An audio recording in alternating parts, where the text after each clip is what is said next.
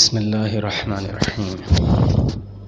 مدرسہ محمدی کے زیر انتظام نماز و دینیات پروگرام 2020 کلاس 7 کی یہ پہلی کلاس ہے اور ہمارا آج کا موضوع ہے دین اسلام۔ خداوند عالم قرآن مجید میں سورہ آل عمران کی 19ویں آیت میں ارشاد فرماتا ہے ان الدین عند اللہ الاسلام۔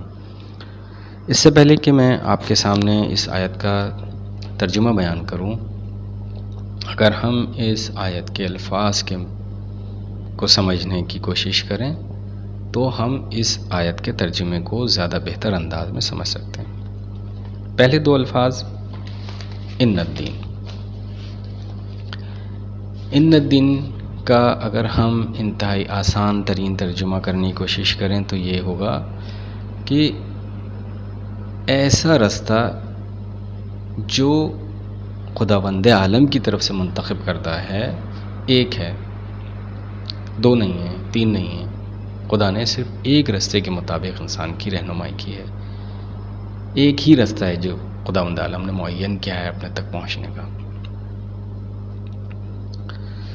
اس کے مقابلے پہ دوسرا لفظ جو اس آیت میں بیان ہوا ہے وہ ہے اسلام۔ اسلام تسلیم کے معنی میں ہے۔ اگر ہم اس کا دینی معنی بیان کرنے کی کوشش کریں تو کیا بنے گا؟ یعنی خدا کے احکام کے مطابق اپنی زندگی گزارنا، خدا کے آگے تسلیم ہو جانا، اسلام ہے۔ اب اس آیت کا اگر ہم ترجمہ دیکھیں تو ترجمہ کیا بنتا ہے؟ بے شک اللہ کے نزدیک دین فقط اسلام ہے، یعنی دین ایک ہے۔ خدا نے 2 3 4 رستوں کی رہنمائی نہیں کی انسان کی، اپنے تک پہنچنے کا جو خدا نے رستہ معین کیا ہے وہ ایک ہی ہے۔ اگر ہم اس سے زیادہ رستوں کو چلنے کی کوشش کریں، فلاں کے بتائے وہ رستوں کے مطابق چلنے کی کوشش کریں تو خدا اس کو ہم سے ہرگز قبول نہیں کرے گا، کیونکہ وہ اس کا رستہ نہیں ہے، اس کا بتایا ہوا رستہ نہیں ہے۔ خدا صرف اور صرف ایسے رستے کو قبول کرے گا جو اس کا بیان کرتا ہے، اس کا بتایا ہوا رستہ ہے۔ اس کے علاوہ کسی اور رستے کو خدا قبول نہیں کرے گا۔ ہم گفتگو کر رہے تھے دین اسلام کی۔ دین اسلام پروردگار عالم کا پسندیدہ دین ہے۔ خدا نے اس کو پسند کیا ہے اور اسی لیے انسان کو دیا ہے کہ وہ اس کے مطابق اپنی زندگی گزارے۔ یہ وہ دین ہے جس کو حضرت آدم علیہ السلام لے کر آئے اور ہمارے آخری نبی حضرت مصطفیٰ صلی اللہ علیہ وآلہ وسلم نے اس دین کو تکمیل تک پہنچایا، اس کو کامل کر دیا، مکمل کر دیا۔ جو یہ دین انسان کی انفرادی، اس کی اجتماعی اور اس کی معاشرتی زندگی میں اس کی رہنمائی کرتا ہے اور اس کو بتلاتا ہے کہ وہ انفرادی حیثیت میں کیسے زندگی گزارے، وہ معاشی حیثیت میں کس طرح سے زندگی گزارے، اور وہ جب معاشرے میں نکلے تو اس کی زندگی کیسی ہو، وہ کیسی حکومتوں کے زیر سایہ زندگی گزارے، کس طریقے سے زندگی گزارے۔ یہ تمام پہلو خداوند عالم نے انسان کے لیے اپنے دین کے اندر معین کر دیے ہیں۔ اور ان کا مقصد کیا ہے خداوند عالم کا معین کرنے کا؟ تاکہ انسان اپنی دنیاوی اور اخروی یعنی آخرت کی زندگی میں کامیابی حاصل کرے اور سعادت حاصل کرے۔ اگر وہ اس دنیا کے اندر کامیابی اور سعادت حاصل کرنا چاہتا ہے تو اس کو اس دین کے مطابق عمل کرنا پڑے گا، خدا کے رستے پہ چلنا پڑے گا۔ یہ دین انسان کو اجتماعی پہلو، انفرادی پہلو سے لے کر، معذرت کے ساتھ، انفرادی پہلو سے لے کے اس کے معاشرتی پہلو تک ہر پہلو میں اس کی رہنمائی کرتا ہے۔ اسلام نے انسان کی زندگی گزارنے کا کوئی بھی ایک پہلو ایسا نہیں ہے جو بیان کرنے سے رہ گیا، نہیں، ہرگز نہیں، کیونکہ یہ خدا کا دین ہے۔ خدا نے ہم کو بنایا ہے، ہماری ضرورتوں کو خدا ہم سے بہتر سمجھتا ہے اور اس نے انسان کے لیے اس دین کو انتخاب کیا ہے اور وہ بہتر جانتا ہے کہ انسان کی سعادت کا رستہ کون سا رستہ ہے، انسان کس رستے کی طرف چلے تو اس کی سعادت ہوگی۔ کون سا راستہ ہے جو اس کو ذلتوں گمراہیوں سے نکال سکتا ہے؟ تو خداوند عالم نے اپنے انبیاؤں کے ذریعے، اپنی شریعت کے ذریعے انسان کی رہنمائی کی ہے تاکہ انسان سعادت حاصل کرے، بلندگی تک پہنچے۔ اللہ نے ہر زمانے میں حضرت آدم سے لے کے آخری انسان تک کے لیے اپنی شریعت کو بھیج کے انسان کے لیے اس کا راستہ بتلا دیا۔ اب یہ انسان کی اپنی صلاحیت ہے کہ آیا وہ اس دین کے مطابق عمل کرے، سعادت کو حاصل کرے، بلندگی کو حاصل کرے، آخرت کی کامیابی حاصل کرے یا نہ کرے، یہ اس کے اپنے اوپر ہے۔ وہ چاہے حاصل کرے، وہ چاہے حاصل نہ کرے۔ خدا نے انسان کو اس معاملے میں آزاد کر دیا ہے۔ ہر دور میں انبیاء آئے، ہر دور کے انبیاء نے شریعت دی ہے۔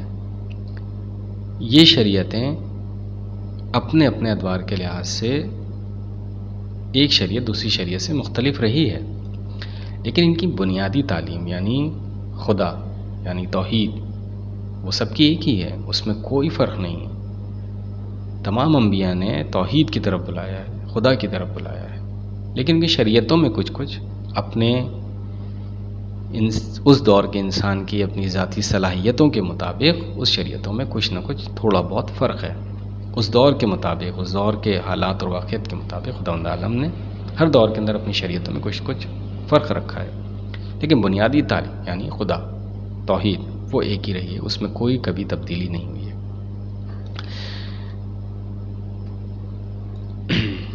اب ہمارے آخری نبی حضرت مصطفیٰ صلی اللہ علیہ وسلم جو شریعت لے کر آئے، جو تا قیامت تک ہے، جو مکمل شریعت ہے، اور اس شریعت میں اب کوئی تبدیلی ہونے والی نہیں ہے۔ انسان کو چاہیے کہ اپنی زندگی کو اس شریعت کے مطابق گزارے۔ یہی اسلام ہے، یہی دین ہے جو خدا کا راستہ ہے، اس کے علاوہ کوئی دوسرا راستہ ہے ہی نہیں۔ اگر انسان اس دین پہ نہیں چلے گا، اس کو نہیں قبول کرے گا، تو اس کے لیے آخرت میں سعادت نہیں ہے، آخرت میں اس کے لیے کامیابی نہیں ہے، نہ اس دنیا میں۔ اگر ہم تھوڑا سا اپنے حالات اور واقعات کو دیکھیں، آج کی سائنسی ٹیکنالوجی کو دیکھیں، انسان کی ترقی کو دیکھیں، تو انسان اس دنیا کو چھوڑ کے چاند پہ پہنچ گیا ہے، لیکن اس دنیا میں کیا عدل و انصاف ہے؟ کیا اس دنیا کے اندر خداوند عالم نے جو اپنی نعمات رکھی ہیں تمام انسانوں کے لیے یکساں ہیں؟ ایسا ہرگز نہیں ہے۔ جو دولت مند ہیں، جو طاقتور ہیں، وہ اس دنیا کی خداوند عالم کی پیدا کردہ نعمات سے بھرپور فائدہ اٹھا رہے ہیں، بلکہ یوں کہیے کہ اپنی ضرورتوں سے زیادہ فائدہ اٹھا رہے ہیں، لیکن بعض اقوام بہت محکوم ہیں۔ ایسا کیوں محکوم ہیں یہ لوگ؟ اس لیے کہ انہوں نے خدا کے راستے کو چھوڑ دیا، اور جب اس راستے کو چھوڑ دیا تو ایسے راستے کی طرف نکل پڑے جہاں انسان کے لیے گمراہی ہے، جہاں انسان کے لیے بدبختی ہے، جہاں انسان کے لیے ذلت ہے اور کچھ نہیں۔ اس کے بنسبت اگر انسان انبیاء کے بتائے ہوئے یعنی ہمارے آخری نبی کے بتائے ہوئے تعلیمات کے مطابق، قرآن کی تعلیمات، ائمہ کی تعلیمات کے مطابق عمل کرتا اور دین پہ چلتا، اللہ کے دین پہ چلتا، تو اس کا لازماً نتیجہ کیا تھا؟ ہر انسان، مطلب یہ ایک چھوٹی سی مثال میں پیش کر رہا ہوں، دین اسلام پہ چلنے کے فوائد میں سے بیان کر رہا ہوں، چلتا تو اس کے لیے کیا ہوتا کہ آج کی دنیا میں جو نعمات خداوند عالم نے جو نعمات اپنی اس دنیا میں رکھی، سب اس سے برابر سے فائدہ اٹھاتے ہیں۔ میں دنیاوی نعمات کی بیان کر رہا ہوں، لیکن کچھ نعمات جو اخروی، جو انسان کی روح کے لیے، وہ ایسی نعمت خداوند عالم نے رکھ دی ہے کہ اس سے تمام افراد سورج کی طرح سے یکسانیت کے طور پہ استعمال کر سکتے ہیں، اس میں کوئی فرق نہیں ہے۔ یعنی خدا کی معرفت، اگر کوئی انسان خدا کی معرفت انسان حاصل کرنا چاہتا ہے تو دوسرا انسان اس کو روک نہیں سکتا، اس کو محروم نہیں کر سکتا، وہ کہیں پہ بھی رہ کے اس کی معرفت کو حاصل کر سکتا ہے۔ یہ بڑی سعادت ہے جو خداوند عالم نے اپنے لیے دی ہے، انسان کے لیے دی ہے۔